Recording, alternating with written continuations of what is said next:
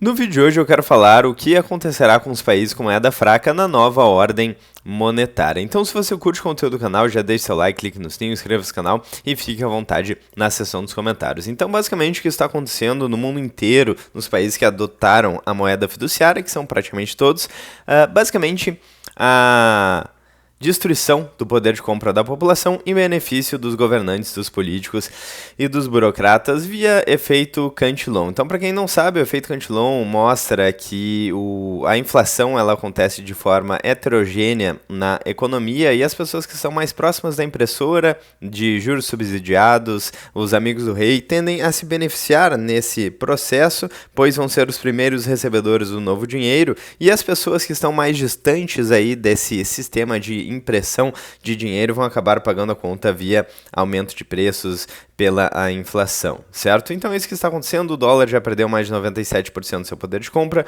o real já perdeu também mais de 80% do seu poder de compra, só que em um período muito menor. Então o plano real desde 1994, e aqui o gráfico da perda de poder de compra do dólar vai até 1913. Então as moedas que são pouco melhores ou menos piores tendem a perder poder de compra de forma mais lenta do que as que são piores. E a gente tem também uma questão da dívida, pois a dívida ela lastreia o sistema financeiro global, e a dívida dos Estados Unidos, por exemplo, já passa de 37 trilhões de dólares, provavelmente nunca será paga. Então a gente tem esse sistema fiduciário colapsando. Não à toa a gente tem o ouro e o Bitcoin nas suas máximas históricas. E o que eu tentei desenhar aqui com o auxílio do ChatGPT é o que acontecerá com o país com moeda fraca na nova ordem monetária. Basicamente, o que vai acontecer, qual o cenário que vai se desenhar nesse país. Lembrando que o Brasil tem uma moeda fraca, então essa pergunta é de extrema relevância, inclusive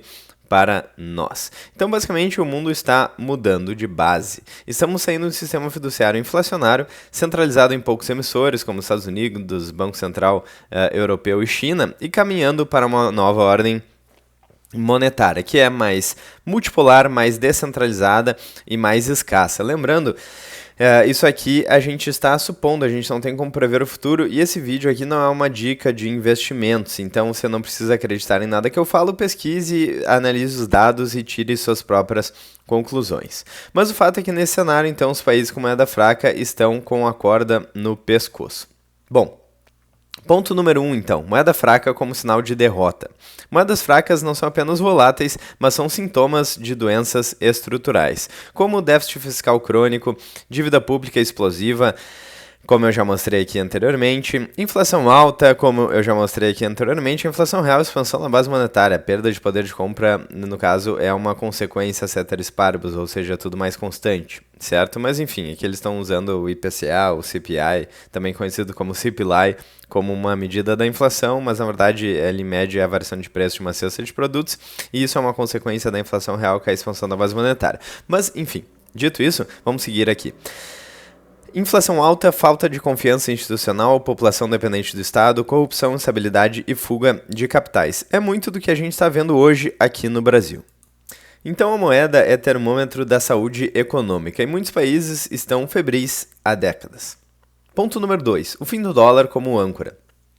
Durante décadas, mesmo países fracos conseguiram importar estabilidade através do dólar, mas o dólar então está sendo desafiado. Aqui a gente tem um exemplo de El Salvador, por exemplo. El Salvador tinha a moeda dolarizada, certo? Utilizava o dólar como moeda de reserva e recentemente passou a adotar, além do dólar, o Bitcoin. Bom, então qual é o novo desafio aqui? Guerra cambial entre China, Rússia e Estados Unidos. Uma corrida pela digitalização monetária entre bancos centrais, CBDCs, stablecoins e o Bitcoin também, e pela própria decadência fiscal americana. Então o dólar está sendo desafiado e pela fuga para ativos escassos. Por quê? Porque o dólar está cada vez mais abundante, tem cada vez mais dólares em circulação, a dívida está cada vez mais impagável. Então mais pessoas estão percebendo aí o colapso das moedas fiduciárias. O dólar, então, talvez seja uma das últimas a colapsar, mas o fato é que as moedas fiduciárias estão colapsando. E quando o dólar perde força como reserva global, os países fracos perdem a muleta, ficam sozinhos com sua própria incompetência monetária. Bom, então qual que é o cenário de colapso para moedas fracas, que é o que a gente quer debater aqui no vídeo de hoje? O que acontece então se essa nova ordem monetária realmente se consolidar? Basicamente, o crédito externo seca, os investidores fogem para ativos duros ou ativos mais reais, mais escassos, como ouro, Bitcoin, dólar digital e privado. Na verdade, eu discordo aqui da questão do dólar digital privado, porque se o dólar é uma stablecoin lastreada ao poder de compra do dólar, se a gente tem a perda de poder de compra e a destruição do dólar, a gente também tem a mesma coisa acontecendo com as CBDCs, com stablecoins, com moedas, mesmo que privadas, só que lastreadas no dólar, a perda de poder de compra segue acontecendo. Diferente do que acontece, por exemplo, com o ouro e com o Bitcoin, que estão nas máximas históricas. Lembrando, não é uma dica de investimentos, é o disclaimer que eu sempre faço aqui no canal.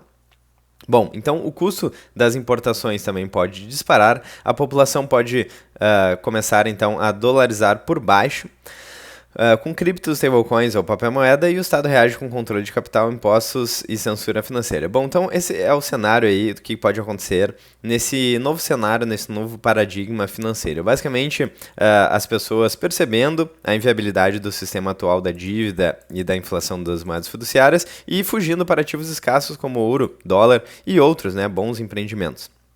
E basicamente o Estado, então, percebendo que está perdendo o poder de controle da população, políticos e burocratas que estão perdendo esse poder de controle da moeda, então tentando impor censura, controle de capitais, impostos cada vez mais altos. Isso em países desestruturados e com moedas fracas, como é o caso aqui do Brasil. Bom, então, em ambos os casos, infelizmente, o povo sofre. O fim da moeda fraca pode vir por dentro, inflação, ou por fora, certo? Fuga de confiança. E, novamente, então, em ambos os casos, o povo ou a população acaba pagando a conta e sofrendo com esse cenário.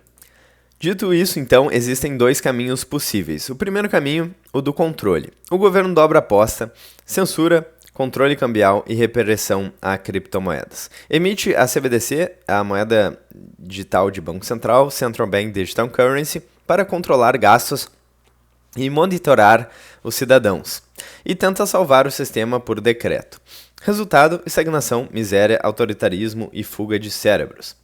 E a opção número 2, aqui o caminho 2, seria a transição. Então, o país reduz gastos e impostos, cria ambiente para empresas e inovação, legaliza e integra ativos descentralizados, bitcoins, stablecoins, e garante a liberdade econômica e jurídica. Hoje em dia, no momento que eu estou gravando esse vídeo, por exemplo, o Brasil está seguindo o caminho 1, né, de controle, de mais impostos e um resultado aí de mais estagnação, miséria, autoritarismo e fuga de cérebros no Brasil. E no caso da Argentina, talvez o oposto, claro que existem problemas ainda, mas a Argentina, então, o país, está migrando para o outro lado, o lado da transição, com redução de gastos, redução de impostos, com um ambiente favorável para empresas e inovação, com a legalização, integração aí de ativos como Bitcoin e por aí vai, e liberdade econômica e garantia jurídica, certo? Então, o resultado aqui é estabilidade monetária espontânea e atração de capital. Não à toa,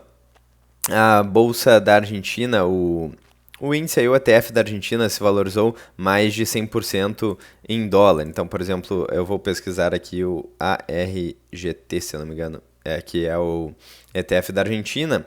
O Milei aqui, ele foi eleito, se eu não me engano, no final do ano ali, eu acho que em novembro de 2023, e desde então o ETF da Argentina se valorizou mais de 100% em dólar, que é uma valorização muito interessante, principalmente quando a gente compara com a B3, certo? O Ibovespa, aliás, que então, se a gente pegar desde 2010 e dolarizar, quem comprou Ibovespa em 2010 e corrigindo pelo dólar, perdeu dinheiro. Então, situação trágica aqui no Brasil. Então, é certo, a maioria tentará o primeiro caminho, que é o caminho do controle, infelizmente, e as pessoas inteligentes aí apostarão no segundo, no caminho da transição. Inteligentes ou bem intencionadas, certo? Porque o controle ele é muito ruim para a população, mas ele enriquece seus governantes.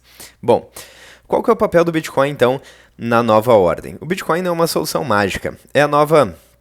Talvez, né, seja uma nova base monetária do sistema financeiro nos próximos anos. Ele é imune, então, a decisões políticas, ele é escasso por natureza, ele é neutro entre países, ele é transparente, auditável e inconfiscável. E em um mundo onde todos podem imprimir dinheiro, o único ativo que ninguém pode inflacionar se torna um novo ouro digital, segundo aqui a análise do ChatGPT em uma conversa que já tem um viés, claro, pelas minhas perguntas anteriores. Então, países que adotarem cedo terão soberania financeira, e países que existirem poderão ser obliterados financeiramente, poderão perder tudo. Essa aqui é a análise feita com o ChatGPT. Você não deve acreditar necessariamente em tudo que eu falo. Pesquise e faça a sua própria, tire suas próprias conclusões, certo? Mas eu acho muito interessante sim esse cenário de inflação das moedas fiduciárias, interessante porque é muito relevante que as pessoas se preparem, entendam o que está acontecendo para não perder seu poder de compra com a inflação, não perder o fruto do seu trabalho aí pela inflação e pela má gestão de políticos e burocratas, dívidas impagáveis e manipulação da taxa de juros aqui então, e entender e conhecer aí ativos escassos é sempre importante, lembrando que nada disso é uma sugestão, uma dica aí de investimento ou nada do tipo, mas é muito importante você estar alerta, você estar desperto, entender o que está acontecendo e entender como políticos e burocratas sorrateiramente tiram o seu poder de compra para que você possa então se proteger. Então mande esse vídeo aqui para aquele seu amigo que você acredita que vai gostar do conteúdo. Fique à vontade na seção dos comentários. Se você gostou do vídeo, não se esqueça de deixar o like, clicar no sininho e inscrever-se no canal. Eu vou ficando por aqui. Até o próximo vídeo no canal. Um grande abraço e até mais.